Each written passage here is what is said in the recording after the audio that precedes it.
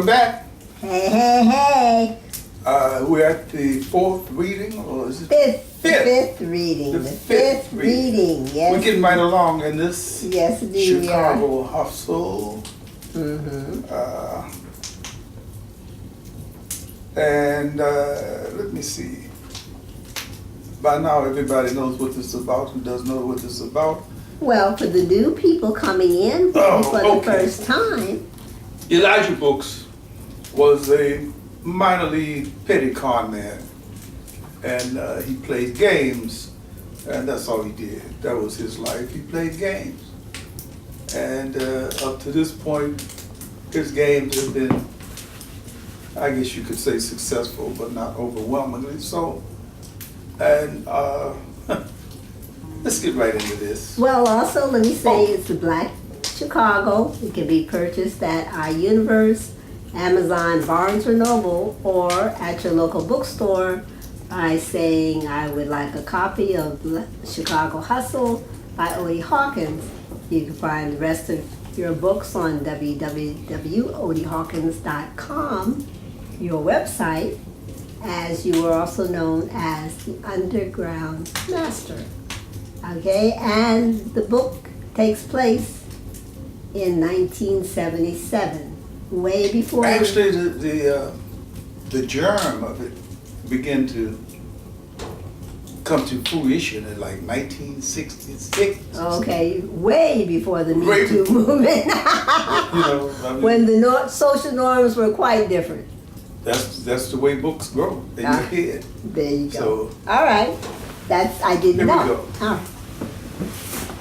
This is chapter 4. For those who are reading along with me, in all the places that you're reading along with me, we're on page 78. Elijah sat in the barber's chair, half asleep in the midday heat, digging on the scene around him. Stacy, the 70-year-old shoeshine boy, popping his shine rag across the young brother's new platforms. The MOJQ station, beaming out jazz for sisters and brothers. A few early gambling men heading into the back room to get their third race bets down. Pauline, the manicurist, sitting in the window of the shop doing her own nails and flirting with the occasional potential customer. Marvin, OD, and Home, cutting hair. These are the barbers. Elijah nodded cooperatively as Home chattered into his ear and snipped his afro. I don't care what y'all say. George Wallace is all right with me. At least you know where he is. What y'all think about that, Home? Elijah nodded, using his head to stay in tempo with Home's monologue. He never really needed any consensus, Home. Just an audience, and with a barber's apron around a customer's neck. That's what he had. Now you take somebody like that little rich boy from Massachusetts, what's his name? The one with all the teeth and hair. Kingsteady. That's the boy's name. A lot of folks think he's for us, but it's really hard to say. He ain't nothing but a good politician. That's all he is. Ain't that right, Home? Elijah nodded on cue, his mind flirting with the idea of visiting Mabel or Dee Dee. Or maybe going to Detroit to play some funny cards at Murbury's house. I bet you even dug Bilbo, didn't you, Home? A middle-aged brother asked. Home snipped a few stray ends from Elijah's head before answering. No, I didn't dig him, not the way you mean, Home. Elijah opened his eyes. What the hell was Bilbo? Who had he been? He searched around in his head to place the name. Oh, yeah. The racist senator from Mississippi, 1930s section. Well, if you didn't dig him, the brother pressed, you was down there then, why didn't you rebel against him? Holmes screwed his lips down and sniffed silently for a few naps, getting his retort together. Well, brother man, since you really want to know, one of the reasons why we didn't rebel, one of the reasons is that we was too busy reasoning it all out, outsmarting them. Getting the thing together so that young bloods could get out of the streets, in the streets and shoot that dope, kick sisters in the ass, and have old motherfuckers like you ask dumb questions. The barbershop suddenly seemed to be stricken with silence despite the coal train sound sweeping out over the radio and the noises of the streets flickering into the shop. Home? Was this home being pissed off? Wow. But once again, he rediscovered his good nature and whipped everything back into perspective. Yeah, that's what he is. Can't study, good goddamn politician, but then again, he just might really be sincere. Ain't no telling about a lot of these new white boys. He finished Elijah's hair off with a final artistic snip, brushed his neck off and whipped the striped cover off of him with a flourish. Elijah stood up, straightened his collar, patted his hair narcissistically, and laid a generous tip on Home. Home stared at the extra dollar, realizing immediately what it meant, like, hey, haircuts themselves cost too much. A tip too? Certainly wants to thank you, Home. Don't thank me, Home. Thank that blue-eyed devil. He's the one who made it mean something to you. Holmes stared up from the dollar tip to Elijah's cold expression, trying to put some meaning from it all into his feelings.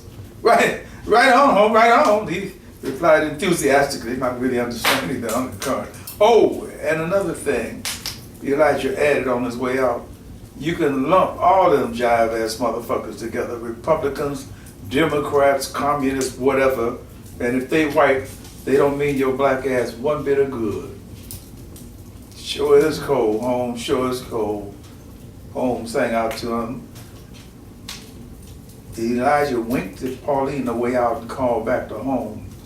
It's a cold-blooded game, Home, a cold-blooded game.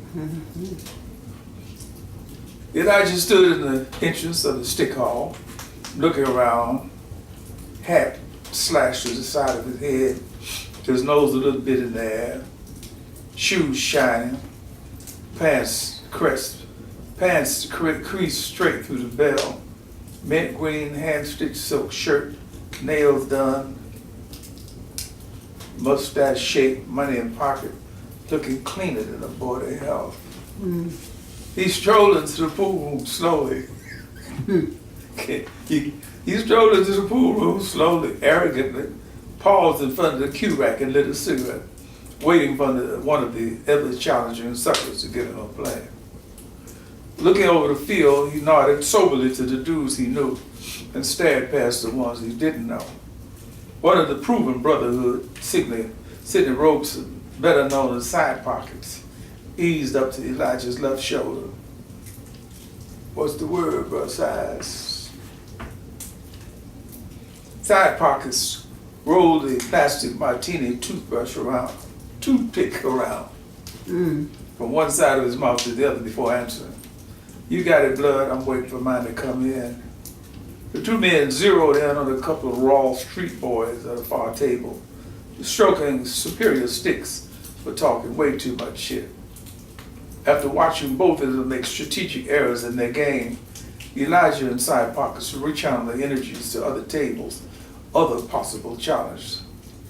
I just left Benny at the Tiger. Dude was really popping. Must have gotten into something nice. Elijah instantly reviewed all of the events of their recent venture together. Yeah, he would do some shit like that. At some point during the night, while I was feeling on Mabel's ass, he went down and cleaned up, got all the dough, and stashed the pieces somewhere else. Sneaky rat-faced son of a bitch. Yeah, he would do something like that.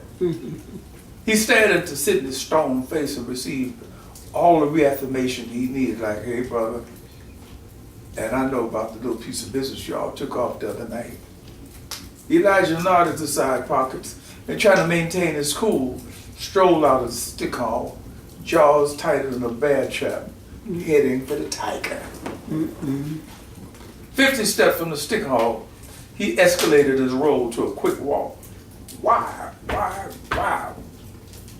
is it always necessary to bite chunks out of a dude's ass before you could get a fair treatment or real understanding? The closer he came to the Tiger Lounge, the madder he got. Little old chicken shit hold up man trying to beat me out of my righteously earned dough. Son of a bitch. If a shadow of doubt remained, it was completely erased by the sight of Benny sitting at the bar between two pseudo-foxy ladies, styling and profiling. Elijah eased up behind him and whispered, Benny, let me talk to you a minute. Benny fumed, Benny turned, a trace of fright in his expression, a giveaway to Elijah, and recovered. Oh, hey man, come on have a drink with me and my lady friends. Elijah looked off to the other end of the bar, trying to hold an even expression, not reveal the grim feelings he felt. Later, brother, this won't take but a minute. I got something heavy to lay on you. Benny's eyes widened slightly, his greed being given something to feed on. Something heavy, huh? Yeah, something really heavy. I know you'll go for it. Benny signaled to Sly Bob, the bartender. Keep the ladies happy, Bob. I'll be right back. Be right back, y'all. Elijah walked out ahead of Benny, steaming. Out front, he looked up and down the street, felt down in his pocket for his knife. Where could he go? Yeah, what's happening? Benny asked, urgently, anxious to be back with his party. Elijah walked quickly to an apartment hallway a few doorways away, beckoning for Benny to follow. Benny frowned, but being this much committed, he followed. Elijah closed the hall door, pulled his blade out, and snatched Benny across the hall by the collar. You jive-ass motherfucker, did you have the nerve to try to hold out on me? Benny, instantly aware of circumstances, went into his weasel act. Hold on a minute, Elijah. Let me explain, please, let me explain. The veins in Elijah's temples puffed out. Nigga, do you know you could have got me killed for nothing? Benny tried to curl down into a knot. Wait a minute, brother, I can explain, please. Elijah backhanded him across his face and began to whack at him with his knife, turning Benny's flaying hands and arms to bloody slashes. After a dozen frenzied slashes with his knife, Elijah bent over Benny, sobbing and bleeding on the steps. I ought to kill you, you know that? I ought to kill you. A dollar dude would trying to put some rank shit like that on me. Benny held and squeezed his arm to his chest, deathly scared by the sight of the blood rushing out of him. Please, man, please, I'm gonna die. Don't let me bleed to death, but please help me, Elijah. Pull out your pockets. Give me everything you got. Benny dug down into his pockets, crying and getting blood on the roll of bills he pulled out. Elijah kicked him in the nuts and slowly, methodically leafed through the roll. $2,500. This all of it? He asked as Benny curled up on the floor of the hall, alternately holding his groin and squeezing the slash on his arm to try to stop his bleeding. Benny, I asked you, is this all of it? Yeah, that's all of it. Benny almost screamed, hey, help me get a doctor, I'm dying, man, I'm dying. Elijah wiped the roll of bills and his knife blade off on Benny's head. Die, motherfucker, die. He said to him cold and strolled out of the hall feeling righteous, as though he's corrected an injustice. He felt tempted to pop back into the Tiger, to tell the two women wait for the rest of Benny's bankroll. They wouldn't be back, but decided going back to the stick hall instead. Side Pocket stood still next to the cue rack, shifting his weight from foot to foot occasionally. How about it, my man? They called out to Elijah above the clatter of the balls being racked. Shoot one for Finn? Elijah smiled and nodded. Yeah, why not? Side Pockets pulled his favorite cue from the rack and thumped on the floor for the rack man. They flipped coins for a first shot. A small knot of hip players gathering coolly to watch two of the stick hall's best get down. Elijah broke the triangle and stood off to one side as he watched Side Pockets methodically run the table. You got some blood on your shine, my man. Side Pockets mumbled out of the corner of his mouth as he took Elijah's money and stumped his stick for the rack man to rack him up again. Elijah glanced at the toe of his shoe and frowned. Just like Benny, he'd even mess you up getting his ass kicked. Elijah watched the young brothers approach. 22, 25, half-ass slick, might go for it. He stepped out of the doorway into his small flow of downtown shoppers, revved up to say, hey, look here, young bud, I got something twice as nice as a mother's advice. He quickly matched the young brother's step and flashed at thigh level a velvet ring box with 2 glittering zircons in it. Give me 20 bones for both of them and take them all home. Elijah's sudden appearance, the glitter of the cheap rings, the whole effect of things threw the young brother for a momentary loss. He slackened his stride. Oh, I could really dig him, brother, but right now my corners is short. Elijah pressed in, flashed the stones again. Quickly in the late afternoon sunlight, I know you got something, though, bruh. Take a good look at these. He flashed the glitter closer to the brother's face. In one split second, Elijah knew he had lost his sale. You could never tell. One person who would never think of buying anything in the streets might have a wild moment and buy everything. And on the other hand, some dude who bought anything and everything habitually might shy away from buying anything. You could never tell. No, man. Sorry, I can't make it. The young brother finally decided and picked up his pace.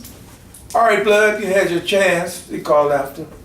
And like a cat licking himself after an insulting encounter, strolled over to the storefront to check his image out, straighten the collar tips of his shirt, cock his brim at a more rakish angle. He saw the reflection sweeping past and too good to be true. Psst, psst. Come here a minute, both of y'all. Both of the soldiers turned his way in step. Who, me? The tallest of the two asked. Yeah, you, man, you. Both of y'all, come over here a minute.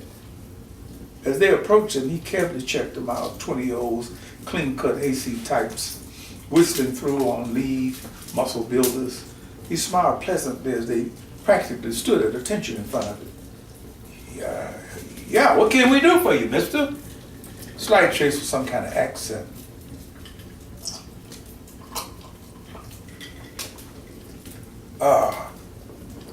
Not Southern. He could place that in a second. Maybe semi-New England or something like that. Y'all can't do nothing for me, but I can do 2 or 3 things for you. He made a deliberate point of noticing the insignia on their sleeves. Hey, you guys in the same outfit my brother's in? Willie Roberts, 1st Brigade, 2nd Platoon? The 2 young soldiers, serious about everything, thought it for about a couple of seconds. Finally, the shorter one, speaking for the 2 of them, announced hesitantly, "No, I don't believe so. There's about 10 black guys in my unit, and none of them is named Willie that I can recollect." Pretty rough, huh? Elijah asked, pointing to the uniforms and all that it meant. We get by, the taller one said, an impatient tone in his voice. Look, what was it you wanted, buddy? We're in a little bit of a hurry. Well, when I said I could do 2 or 3 things for you, I really meant it. He dug down into the pocket of his super lightweight sports coat and pulled out a ring box. He checked the secret mark on it carefully to make sure he didn't have the wrong box, and opened it with the tasteful movements of a first-class jeweler. The first is this. He swept the ring past the eyes in a tight arch. You guys from out of town? Yeah, how'd you guess? The tall one asked sarcastically. Just thinking. I think you'd be able to get some good money for this out of town. Anyway, out of town. My brother sent it to me, got it off some gook in Laos or Thailand or one of those places. Sent it to me and I can't even pawn it. Give me $50 for it, it's all yours, either one of you. He allowed the late sun to strike the heart of the red glass again. The taller one exchanged a sly glance with his friend. How much is it worth?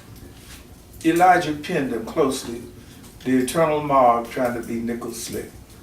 Oh, 300s at least. I'd keep it if I wasn't down on my luck. I bet your girl back home would really trip out on something like this. He paused and did a quick study of how their eyes lit up, just enough to let him know that he had struck a chord. Say, talking about girls, not that I'm trying to take you away from your true loves or nothing like that, but I know a broad.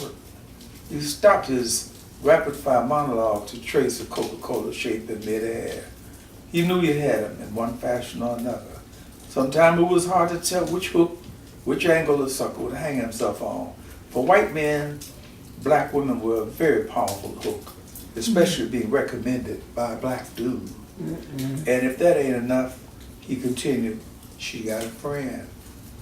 The short soldier looked closely at Elijah and started to ask, is she both black as lumps of coal? He stated emphatically, but let's deal with that after we get this other thing out of the way. The three men edged over to the inside of the sidewalk to allow the 5 o'clock types free passage. How much did you say? $50. $50? Hey, that's kind of steep for my pocket, the short one announced and looked up to his tall buddy. Elijah, feeling the hook slip, quickly rebated it. Hell, who am I to quibble around with a couple of groovy young soldiers? Give me 45 and I'll buy us a beer to clinch the deal. What'd you say? The soldiers exchanged shrugs and, well, we don't know about that shit. Look, tell you what, the tall one started off ruminating on his effort to be slick. Why do we knock off $5 more and skip the bid? Elijah looked off into the gutter for a few seconds, a pained expression on his face. Man, you must have been a fucking horse trader before you and Uncle Sam got hooked up. Nope, never traded any, but I busted my share of them up in Straybear, Montana. The tall soldier subconsciously puffed his chest out. Elijah winked at the short guy, a fake, jive, hip, conspiratorial wink, and conceded. All right, shit, give me $40. 40 lousy bucks. Damn, what in the world are you young dudes learning these days? The two men, partners in many minor league transactions in the past, pulled out $20 apiece and handed it to him.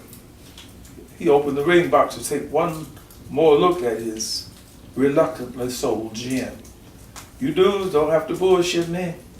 I know the first thing you're gonna do when you get back to camp is resell this stone for 100 at least. You know how much it's worth when I open the box up. The three of them openly exchanged smiles all around for the first time. Elijah glanced from one smiling, young, weather-beaten face to the other. Surprisingly, he thought how easy it is to rip a chump off and then boost his ego sky high by making believe that he done the ripping. He looked down at the ring box and he had a wild urge to let them take one last look and then palm it. But what the hell, why add insult to injury? He dropped the box into the short soldier's hand. Both of them stared at the ring box and then to his face, seemingly reluctant to dissolve such an exotic relationship. Elijah started easing off into the afternoon traffic, his streetologist sense of theater telling him, now is the time to split. Hey, buddy, the tall one called and beckoned with a quick finger at him. For a split second, Elijah was tempted to run. Could these dudes be the police? No. Intuition told him they just couldn't be. Yeah, what now? Y'all got my life's blood. Now what else do you want? He fumed at them, hoping he wouldn't sound too cold. He placed himself in an oblique angle ready to head up just in case. The tall one leaned into his ear. Would you happen to know where we could get some good smoke? Elijah cocked his head to one side as though he hadn't heard it right. Huh? I said, would you happen to know where we could cop some good smoke? Elijah pursed his lip to look at the two of them seriously. Yeah, I know where you can cop. Really good shit too, straight out of Cambodia. The short one, unable to contain his enthusiasm, exclaimed, yeah, really? Elijah nodded, amazed once again at how easy it was to form a relationship with his clients. Right on, all you have to do is follow me. Don't follow too closely though.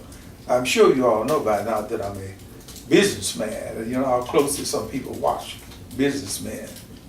He made a neat about face and started off not really knowing where he would lead them, but certain that it would be in the right direction. They followed the prey behind the animal that was feeding on them. He led them off the side street away from relatively cool onto the heat of the main stem. After a couple of blocks, he stopped in front of one of the city's largest, most efficient-looking office buildings and turned to the two soldiers. They eased up to him in the middle of the bustling, mid-evening on the way home crowds trying to look hip.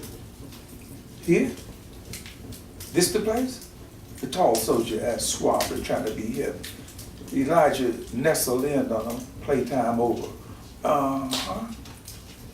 barely glancing at the building and the people streaming out of it. This is it, the place. There's a lawyer selling the best shit in town on the 13th floor. Wow, the tall one finally relented, releasing his pent-up enthusiasm. A ruby ring from a black dude for $40 and some Cambodian grass. How much more could you get away with in one day, especially with Tommy the Runt? Elijah gauged his thought patterns and swept in, anxious now to get rid of it. All right, how much you want? How much is it? The short one asked. How much do you want? I can get you a motherfucking pound if that's what you want. The two soldiers stood looking stunned for a moment. The last thought in their heads, a pound? Well, he dug at them fiercely, making them feel like poop butts. How much? I got things to do. I can't stand here all night. How about $20 worth? The tall one shouted, cool. Come give me 25. That's 2 dimes a nickel in business language. I get $5 a commission for doing a good deed. The two soldiers suddenly realized that they were just small-town American boys from places where people left their front doors unlocked, blinked in unison, and then divided the price of the grass between them and the commission, $12.50 apiece. Elijah smiled indulgently and looked off into the distance as they surreptitiously placed the money in his hand. It's really good, huh? The short one asked. Dynamite, Elijah replied emphatically and marched into the office building lobby. Wait for me in the lobby, he said over his shoulder. He let the two men see and wink at the elevator starter as though he were in cahoots and called the elevator upward. On the 3rd floor, he skipped off the elevator, looking around for the rear exit. He wandered around the 3rd floor, peeking into the offices, checking out the unguarded typewriters and other office paraphernalia, feeling frustrated after 10 minutes not being able to find the rear exit. The middle-aged black man pushing the scrub bucket down the long office hallway saved him. Hey, look here, bro. Where's the rear exit stairs? I'm parked out back. The gray-haired black man looked up at him, 400 years of tricks and antics in his gray brown eyes, jerked his head toward the door Elijah had missed. Go on through there. They'll let y'all down in the alley. Sure want to thank you, brother, man. He breathed a complete sigh of relief on his way out. $65 to the ghetto's good. I'm going to stop this one right here on chapter 5 because I've got a couple of things to do. All right. And we'll be back again tomorrow evening, same time, same place. Those who are reading along with me, try your best not to read too far ahead because you'll just spoil it for yourself. My goodness, Elijah's not a nice guy. Elijah Brooks really is not a nice guy. What do you Deep mind? down, he has some points. But, I can't believe it. He wants to go back and see Mabel. indeed, it doesn't matter. I mean, but this is what the Chicago Hustle is. Gotcha. All right, Chicago Hustle can be purchased at iUniverse, Amazon, Barnes & Noble, or your local bookstore. Just say Black Chicago. Black Chicago. Oh, Chicago Hustle. Sorry. That's the other book. That's right, the other one. Chicago Hustle. And the author is Salena-Hawkins, the Underground Master. Thank you so much. You're welcome. See y'all. See ya.